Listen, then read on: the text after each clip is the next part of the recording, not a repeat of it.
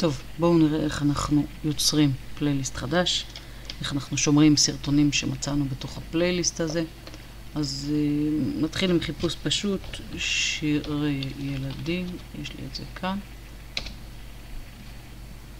בתוך החיפוש הזה יש כאן כל מיני דברים. נגיד שאני רוצה להוסיף את הסרטון הזה לפלייליסט חדש של שירי ילדים. אני אלחץ כאן בצד, כשעומדים על סרטון, אז יש כאן 3 נקודות כאלה בצד שנותנות אפשרויות נוספות. נפתח את זה, ויש לי אוסף אל.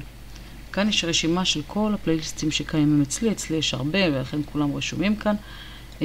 אבל בואו נגיד שאני עכשיו, או שהכל ריק ואני רוצה להכניס משהו חדש, או שיש לי דברים אחרים, אבל אני רוצה ליצור פלייליסט מסוג אחר. אז בואו נלחץ כאן למטה, צור פלייליסט חדש, ונקרא לו שירים חמודים לילדים. בסדר, וזה הכל, צור. והמחרוזת שירים הזאת נוספה לפלייליסט החדש. אם אני ארצה להוסיף עוד משהו, למשל, בואו נגיד שאני רוצה להוסיף את הדבר הזה פה, אז אני אלחץ פה. שוב על 3 נקודות, הפעם הרשימה שלי כבר תופיע כאן, אני רק מסמנת אותה, לוחצת עליה, וזה הכל, אתם רואים כתוב נוסף לפלייליסט, וזהו.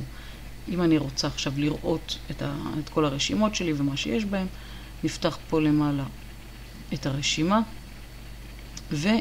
ונראה כאן את רשימת הפלייליסטים שלי. ברח. אם אני לא אראה כאן את הרשימה שאני מחפשת, אני אעמוד פה על עוד, ואז נראה בעצם את הרשימה המלאה. אז בואו נבחר את הרשימה, שירים חמודים לילדים. והנה הרשימה עם 2 הסרטונים שהוספתי אליה. יתרון גדול של פלייליסט זה שבעצם אפשר לנגן את הכל ברצף. ברגע שנלחץ על הפעל הכל פה, זה יתחיל את הנגינה של השירים וזה יעבוד ברצף, בלי הפסקה. וככה מאוד נוח לעשות למשל רשימת השמעה של זמר כלשהו. ללחוץ על הפעל הכל, ואז יכולים לרוץ 20, 30, 40 שירים ברצף. אז בואו נלחץ ונראה מה קורה. הפעל הכל, יופי. אתם רואים, השירים עובדים. אפשר פה ללחוץ ולהגדיל למסך מלא. זה לא יעזור כל כך כרגע, כי אני אצלמת רק חלק מהמסך. אפשר ללחוץ פה, ואז רואים את הכל במסך מלא וגדול. וזו דרך אחת להוסיף שירים. עכשיו, בדרך כלל אנחנו גם רואים איזה משהו יפה, צפינו במשהו יפה, ועכשיו אני רוצה להוסיף אותו לרשימה שלי. למשל, הנה, שירים ישראלים לפעוטות, בואו נלחץ פה, זה פותח את הסרטון, ועכשיו את הסרטון הזה אני רוצה להוסיף לרשימה שלי של השירים היפים שאני אוספת.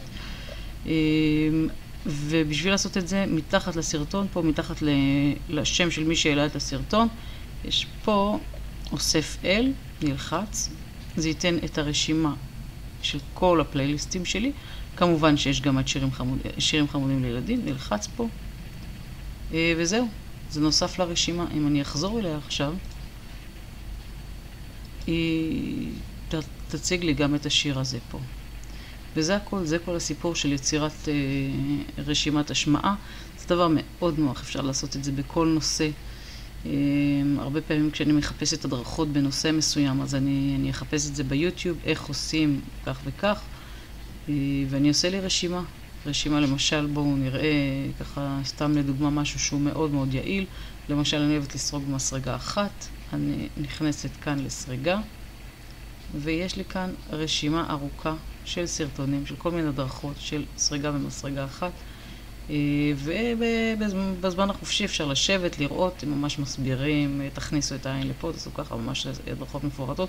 כמובן אפשר לעשות רשימה של כל נושא שקיים. אם אני רוצה לשמור לעצמי כל מיני יצירות שאפשר לעשות עם הילדים, אז יש לי כאן רשימה שנקראת יצירה עם ילדים. וכל פעם כשאני נתקלת במקרה באיזשהו סרטון הדרכה נחמד שמראה, למשל יש פה הדרכה לקיפולים של מפיות נייר שאפשר לשים בשולחן, כל מיני דברים כאלה חמודים שאפשר לעשות עם ילדים. אז אני פשוט מוסיפה את זה לכאן. וזהו. ואני יכולה לראות את זה מאוחר יותר. זהו, זה הכל.